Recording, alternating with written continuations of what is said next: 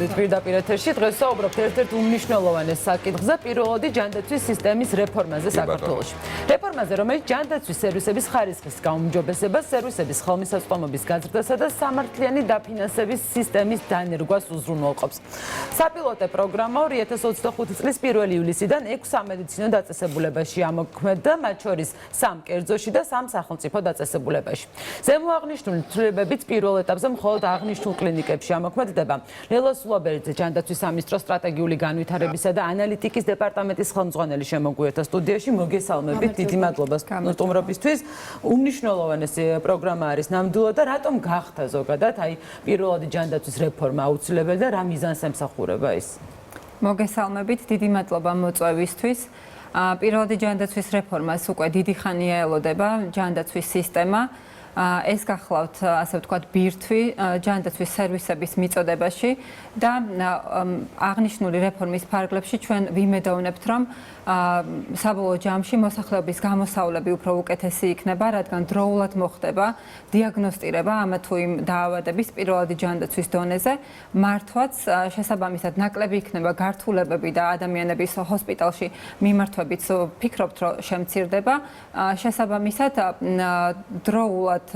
დროული ინტერვენციით უკეთეს გამოსავლებს მივიღებთ როგორც მოსახლეობისთვის, ასევე ზოგადად ჯანდაცვის სისტემისთვის ხარჯების დაბალანსების მიმართულებით. ზუსტად რომ განსაზღვროთ და მაყურებელი მიხვდეს. პირველადი ჯანდაცვა ეს არის ოჯახის ექიმთან ჩაწერა და აი ეს პირველი რგოლი თავისი გადამისამართებული მკურნალობით თუ მხოლოდ ოჯახის ექიმის სისტემა უნდა მოგვარდეს? აი ეს რო განგვიმართოთ. გიპასუხებთ.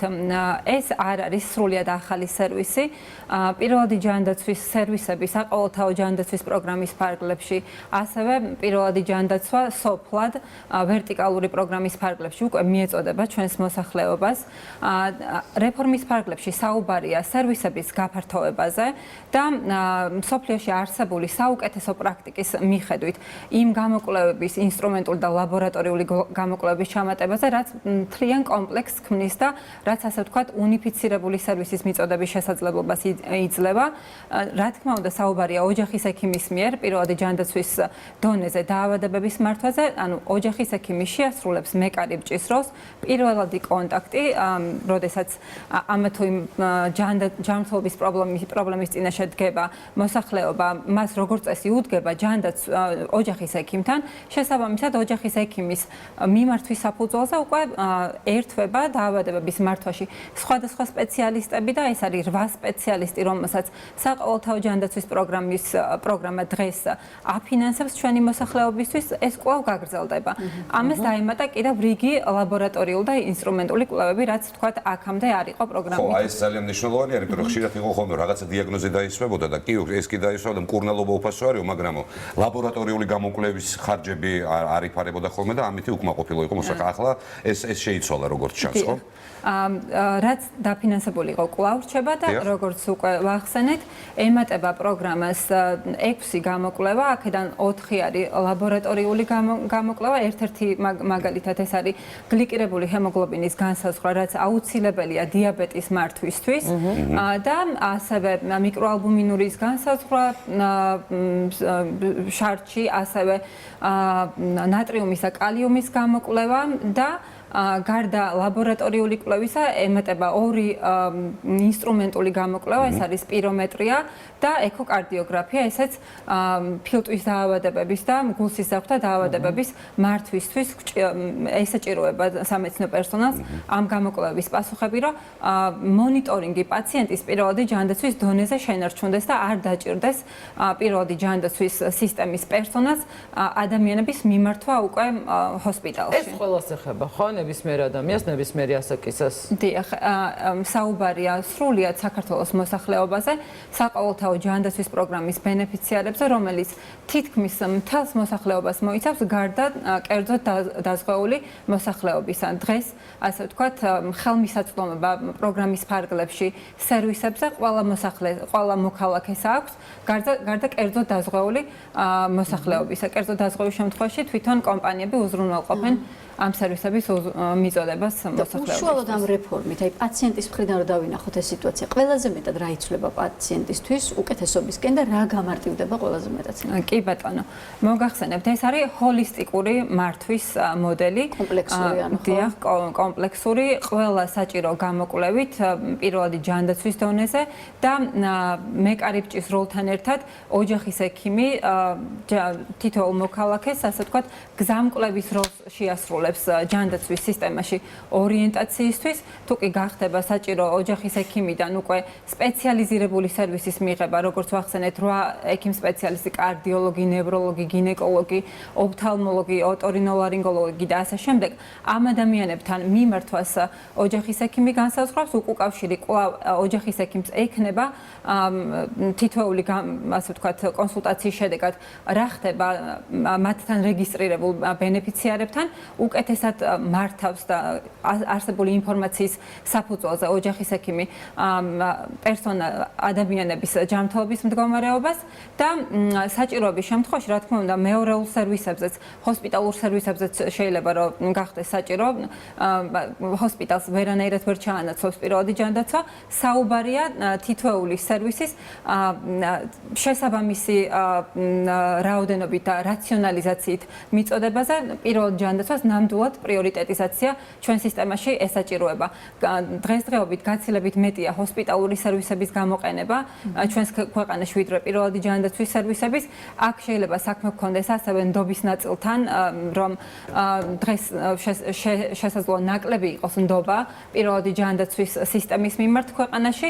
აღნიშნული რეფორმის ფარგლებში, რომელიც როგორც უკვე ვახსენეთ, ეფუძნება საერთაშორისო საუკეთესო გამოცდილებას და ამ რეფორმის მომზადებას, ასე ვთქვათ, წლებია უკვე ახორციელებს სამინისტრო და ამაში ხელს გვიწყობდა ჩვენი პარტნიორი ორგანიზაციები, გზამკვლევები, პროტოკოლები, გაიდლაინები, რომლის მიხედვითაც ჩვენი ოჯახის ექიმები პირველადი ჯანდაცვის დონეზე ადამიანების ჯანმრთელობის მდგომარეობის მართვას შეძლებენ, მუშავდებოდა წლების მანძილზე. აქ აუცილებლად უნდა ვახსენოთ მსოფლიო ბანკის, ჯანმრთელობის მსოფლიო ორგანიზაციის, ჩეხეთის განვითარების სააგენტოს, ჩეხეთის კარიტასის როლი აი ამ გზამკვლევების შემუშავებაში, რომელიც უკვე დამტკიცებული აქვს სამინისტროს. სხვადასხვა რეგიონში ტრენინგები უკვე ჩატარდა, გარდა იმისა, რომ ეს გზამკვლევები განახდა, რის მიხედვითაც მოხდება სხვადასხვა ქრონიკული დაავადების მართვა პირველადი ჯანდაცვის დონეზე. ამ განახლების პარალელურად ტრენინგებიც არის საჭირო პერსონალის, რომ ინფორმაცია დროულად მივიდეს სამედიცინო პერსონალამდე. ამას რეფორმის ფარგლებში უფრო აქტიურად შეუწყობს ხელს ჯანდაცვის სამინისტრო და კი ბატონო, პირველად ეს პროგრამა იქნება სატესტო ფაზაში ივლისიდან, როგორც უკვე თქვით, 6 დაწესებულება ჩაერთვება და რომ გითხრათ, როგორ შეირჩა ეს 6 დაწესებულება საპილოტო ფაზაში. და აქედან 3 სახელმწიფო და 3 კერძო ეს ძალიან მნიშვნელოვანი არის. დიახ. კი ბატონო, რეფორმა არის მასშტაბური და მოიცავს სხვადასხვა მიმართულებას. მათ შორის არის საუბარი საინფორმაციო სისტემების გაძლიერებაზე, რომლის მიხედვითაც ჩვენ უნდა შევაფასოთ, როგორ მუშაობს პირველადი ჯანდაცვის სისტემა ზოგადად ქვეყანაში და რა თქმა უნდა საწყის ეტაპზე საპილოტო დაწესებულებებში როგორ მიდის რეფორმის მიმდინარეობა.